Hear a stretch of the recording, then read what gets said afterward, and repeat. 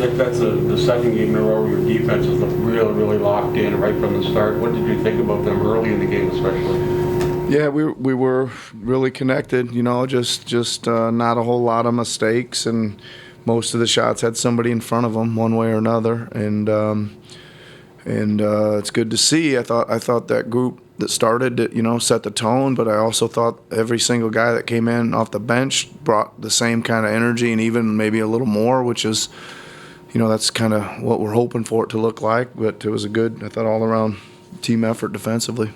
I don't think we've seen a Toronto game by Chris like he played tonight. He was effective all over the floor, I guess. Is he just getting more comfortable, do you think? Well, I mean, I guess. I mean, he's kind of maybe pressed a little too hard or whatever, Doug, and he's just kind of settled in a little bit more, and he just was very, I thought, he was just very alert. The things that were happening were usually his man jumping out, and he was just the recipient of being alert to be open. He did a little slide along the baseline there one time when his man switched, and he just called for the ball. He got a couple on some rolls. But he was good, and he was solid on D too. So that was good. Just good to see. Good to see. It's more what we need from him. Pascal to seem more assertive, like 12 free throws or something like that.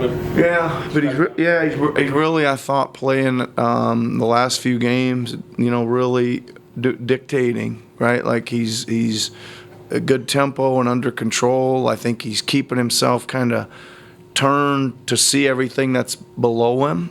And working his way down, and just he really has a good feel for where everybody is and what his matchup looks like, and getting to some good spots.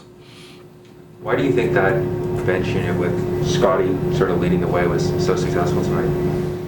Well, just energy. I think more than anything. I think again they just come out and start flying around, and you could just see again. I thought. I'm talking about this a lot, but there was great connectivity by the first unit, and the second unit kind of picked up on that, I think, and fed from that. And again, they just, they were just all locked into coverages and talking and communicating, and I just think all four of them brought great energy. In the pregame, you talked about teams packing the paint. And I saw Pascal beat a couple different looks tonight. Is that something you guys focus on pregame? Is that to be more assertive, even if they pack the paint or the jumper? Yeah, well, we did. Pascal and I did talk about. I've already kind of mentioned it, but just kind of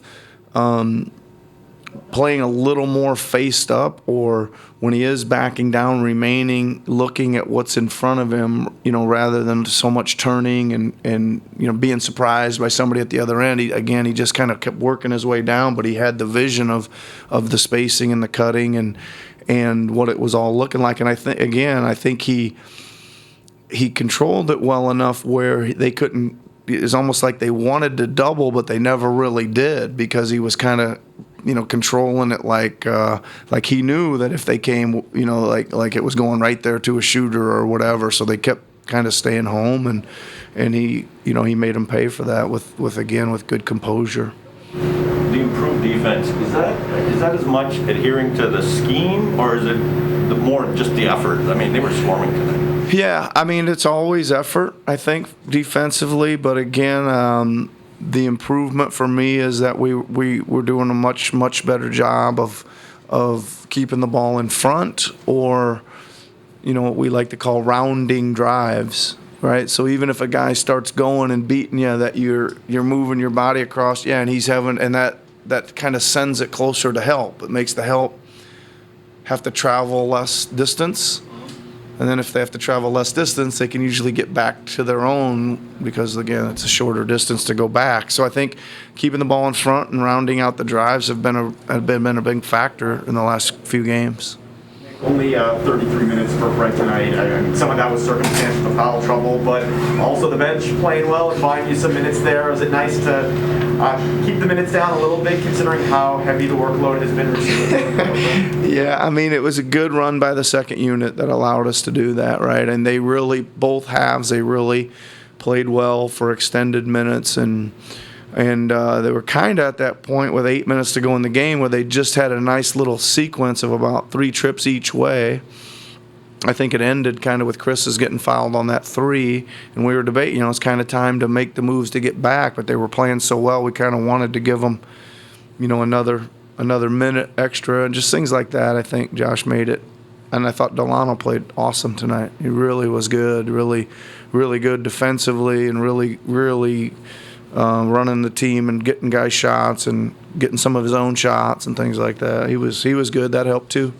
Precious had very impressive, very good numbers, but he also had a very impressive impact on the game. What is he sort of fitting into a niche? Is he understanding what he can and can't do, or what? Yeah, I mean, I think he's understanding, and I just think he's getting better. I think part of that getting better is he's understanding, how we're doing things, and he's doing them more consistently, and I mean, we obviously do our best to give him things that'll work for him and work for us, and doing those over and over repetitively. He's learning them and he's doing them better. I think he's playing harder, more aggressively. I mean, I thought that dunk he had was a kind of an exclamation point on the game. It was a little funky there. We were they were scoring a lot, and we were kind of getting good shots that weren't going in, and then he made a huge rebound and drive and kind of put the game away. But that's just, again, to me, just shows some of his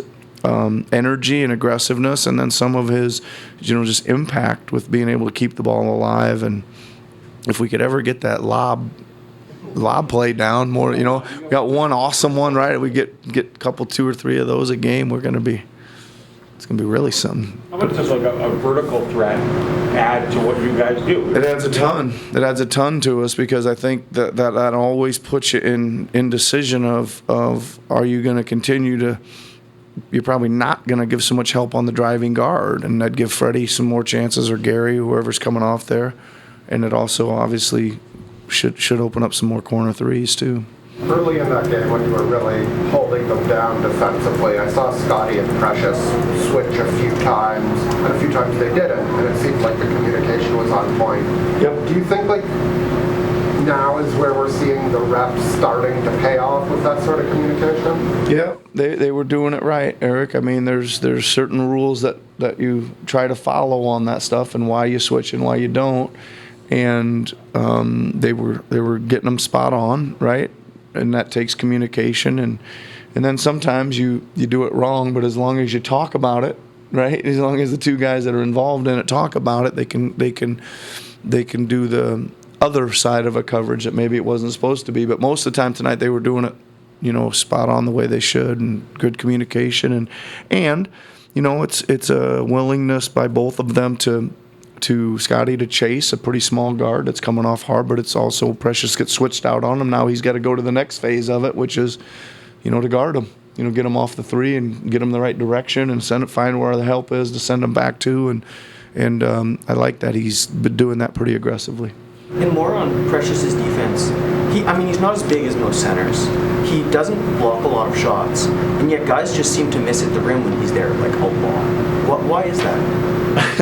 I don't know. He must be doing a good job of staying in front of him here lately a little bit. I think he's squared himself up a little bit more to him, if that makes sense. I think he was opening up a little bit earlier in the season, and we keep working on and that is enough to make it more challenged. Some of those running layups are a little harder when you're kind of going right through a guy rather than around him, I guess.